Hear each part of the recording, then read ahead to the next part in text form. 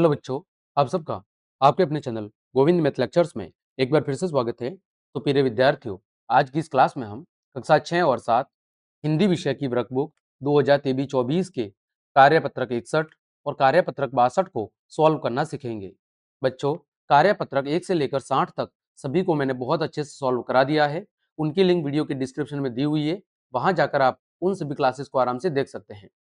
कार्यपत्रक 61 में हम सीखेंगे गद्यांश अथवा पद्यांश को पढ़कर समझ के साथ प्रश्नों के उत्तर देना। तो हमारे सामने एक अनुच्छेद यानी कि गद्यांश दिया हुआ है, हमें उसको पढ़कर प्रश्नों के उत्तर देने हैं। तो देखो, गद्यांश क्या है।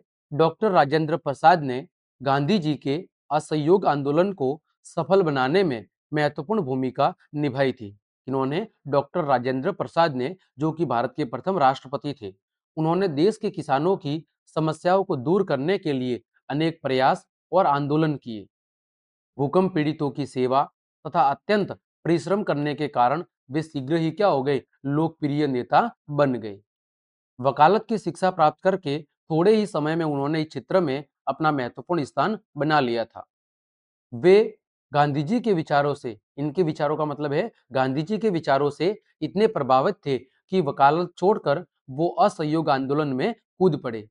यही आगे चलकर भारत के प्रथम राष्ट्रपति भी बने थे। तो यहाँ पर जो बात की गई है, डॉक्टर राजेंद्र प्रसाद की गई है। तो देखो बच्चों, पहला प्रश्न है कि जो डॉक्टर राजेंद्र प्रसाद है, किसके विचारों से बहुत अधिक प्रभावित थे। किसके विचारों से प्रभावित थे, तो हम लिखेंगे महात्मा गांधी के विचारों से। किसके विचारों से, महात्मा गांधी जी के विचारों से वे बहुत ज्यादा प्रभावित थे। तो महात्मा गांधी जी के विचारों से, ठीक है। और उनके विचारों से ही प्रभावित होकर इन्होंने वकालत भी छोड़ दी और वो असहयोग आंदोलन के अंदर कूद पड़े।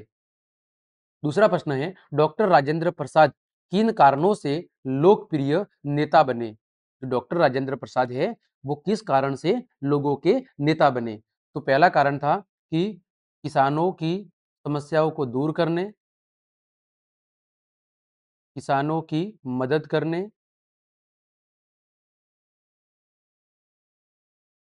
भूकंप पीड़ितों की मदद करने, भूकंप पीड़ितों की मदद करने एवं अत्यंत परिश्रम के कारण, एवं अत्यंत परिश्रम के कारण वे लोकप्रिय नेता बने। इसकी वजह से एक तो उन्होंने किसानों की मदद की, दूसरा उन्होंने भूकंप पीड़ितों की मदद की, और उन्होंने बहुत ज्यादा मेहनत की देश को आजाद कराने में, जिसमें असहयोग आंदोलन में उन्होंने हिस्सा लिया। तो ये कुछ कारण थे जिसकी वजह से क्या बने, वे एक लोकप्रिय नेता बने। ठीक है। आगे अगला प्रश्न है, राजेंद्र बाबू ने वकालत क्यों छोड़ी। तो असहयोग आंदोलन में भाग लेने के लिए, इसके लिए असहयोग आंदोलन में भाग लेने के लिए उन्होंने वकालत छोड़ दी। तो असहयोग आंदोलन में भाग लेने के कारण, असहयोग आंदोलन में भाग लेने के लिए, असहयोग आंदोलन में भाग लेने के लिए, भाग लेने के लिए उन्होंने वकालत छोड़ी। ठीक है। इसके लिए असहयोग आंदोलन में भाग लेने के लिए उन्होंने वकालत छोड़ दी। ठीक है। अगला ग है, खाली जगह भारत के प्रथम राष्ट्रपति थे। कौन थे, डॉक्टर राजेंद्र प्रसाद। कौन थे, डॉक्टर राजेंद्र प्रसाद स्वतंत्र भारत के प्रथम राष्ट्रपति थे। ठीक है। अगला है, परिश्रम का समानार्थी शब्द। तो परिश्रम का जो पर्यायवाची या समान अर्थ वाला शब्द होता है, वो होता है मेहनत। परिश्रम करो या मेहनत करो, एक ही बात है। आगे प्रश्न संख्या 2, दिए गए शब्दों के विलोम शब्द लिखो। पहला है प्रभावित। तो प्रभावित का क्या होगा, अप्रभावित। क्या होगा बच्चों, अप्रभावित। दूसरा ब है लोकप्रिय। लोकप्रिय का क्या होगा, अलोकप्रिय। क्या होगा, अलोकप्रिय।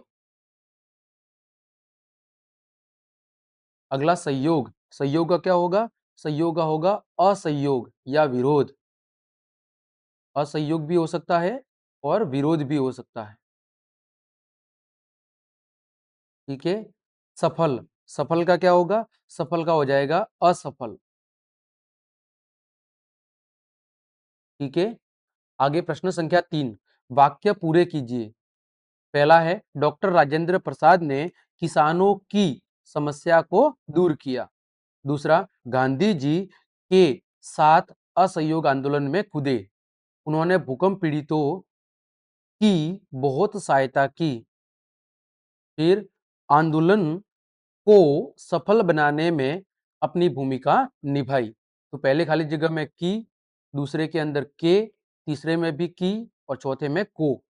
चौथा प्रश्न है, यदि आपको देश का राष्ट्रपति बनने का मौका मिले तो आप क्या नया करना चाहेंगे?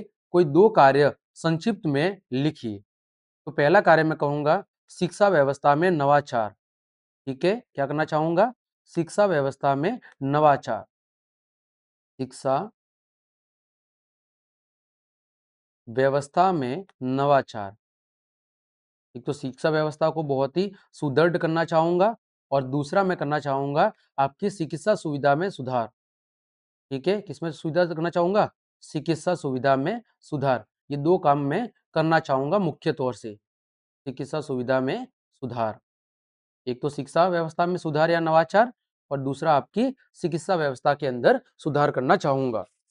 आगे बढ़ते हैं। कार्यपत्रक 62, यहां पर भी हमें क्या करना है? गद्यांश अथवा पद्यांश को पढ़कर समझ के साथ उत्तर देने हैं। तो आपके सामने एक गद्यांश दिया हुआ है कि एक समय की बात है, एक जब गधे जंगल में ही रहते थे। एक समय की बात है कि जब गधे कहां पर रहते थे? जंगल के अंदर ही रहते थे। वे सारा दिन घास खाते और पेड़ की छांव में आराम किया करते। एक दिन चालाक लोमड़ी गधे से बोली, तुम जंगल से भाग जाओ, नहीं तो शेर तुम्हें खा जाएगा। गधे ने सोचा, मुझे जंगल छोड़ देना चाहिए और वह गांव की तरफ निकल गया। रास्ते में गधे को एक नदी मिली जहां धोबी लोगों के कपड़े धो रहा था। गधे ने धोबी से पूछा, क्या मैं गांव में रह सकता हूँ? धोबी ने कहा, रह सकते हो, लेकिन उसके बदले तुम्हें मेरी सहायता करनी होगी, फिर तुम गांव के अंदर रह सकते हो। गधे ने कहा, ठीक है, और उस दिन से गधा धोबी के पास रहने लगा। तो ये गधे की कहानी दी हुई है। अब देखो, पहला प्रश्न है कि दी गई कहानी को पढ़कर नीचे दिए गए प्रश्नों के आपको उत्तर देने हैं। पहला है, गधे को जंगल में किस जानवर ने डराया? तो गधे को जंगल के अंदर किसने डराया था? लोमड़ी ने। किसने डराया था? लोमड़ी ने। ठीक है। दूसरा, जंगल को हम और किस नाम से जानते हैं? तो जंगल को हम और कहते हैं वन भी कहते हैं। क्या कहते हैं? वन भी कहते हैं। ठीक है। दूसरा, छाव का दूसरा अर्थ क्या है? तो छाव का दूसरा अर्थ होता है छाया। क्या होता है? छाया। अगला प्रश्न संख्या 2, कौन कौन से पशु घास खाते हैं? तो एक तो गधा खाता है घास, और कौन खाती है? बकरी खाती है घास। इसके अलावा गाय खाती है घास, भैंस भी घास खाती है ना। इसके अलावा आपका भेड़ भी घास खाता है। हाँ, इसके अलावा और कौन खाता है? हिरण। ठीक है, आदि। ये कुछ नाम है जो क्या खाते हैं? घास खाते हैं। आगे प्रश्न संख्या 3, नीचे दिए गए जानवरों के नाम पढ़कर सही उत्तर पर सही का निशान लगाए। लोमड़ी, लोमड़ी क्या है? लोमड़ी जंगली जानवर है। गधा, गधा क्या है? पालतू जानवर भी है और जंगली जानवर भी है, लेकिन विशेषतर ये पालतू जानवर होता है। चित्ता, चित्ता कैसा जानवर है? जंगली। कुत्ता कैसा जानवर है? पालतू जानवर है। आगे प्रश्न संख्या 4, नीचे दिए गए रेखांकित शब्द का आपको क्या लिखना है बच्चों? विलोम शब्द लिखना है। देखो, नीता धूप में चलते चलते थक गई और रुक कर पेड़ की छाया में आराम करने लगी, या पेड़ की छाव में वो क्या करने लगी? आराम करने लगी। तो धूप का विलोम शब्द क्या होगा? छाव होगा। लोमड़ी चालाक जानवर है, लेकिन गधा कैसा जानवर है? मूर्ख जानवर है। तो चालाक का विलोम शब्द क्या हो गया? मूर्ख। मुझे गाँव अच्छा लगता है, लेकिन मेरी बहन को शहर अच्छा लगता है। तो गाँव का विलोम शब्द क्या हो गया? शहर। आज स्कूल बंद है, लेकिन कल क्या हो जाएंगे? कल खुल जाएगा। तो बंद का क्या होगा? खुलना। ठीक है। तो इस तरह बच्चों हमने आपके कार्यपत्रक 61 और कार्यपत्रक 62 के सभी प्रश्नों के उत्तर बहुत अच्छे से जान लिए हैं। उम्मीद करता हूँ दोनों कार्यपत्रक आपको अच्छे समझ में आए होंगे। तो क्लास देखने के लिए आप सभी का धन्यवाद। यदि आपको मेरी क्लास और मेहनत पसंद आई है तो बच्चों लाइक, कमेंट, शेयर और सब्सक्राइब जरूर करें। आज के लिए इतना ही। जय हिंद, जय भारत।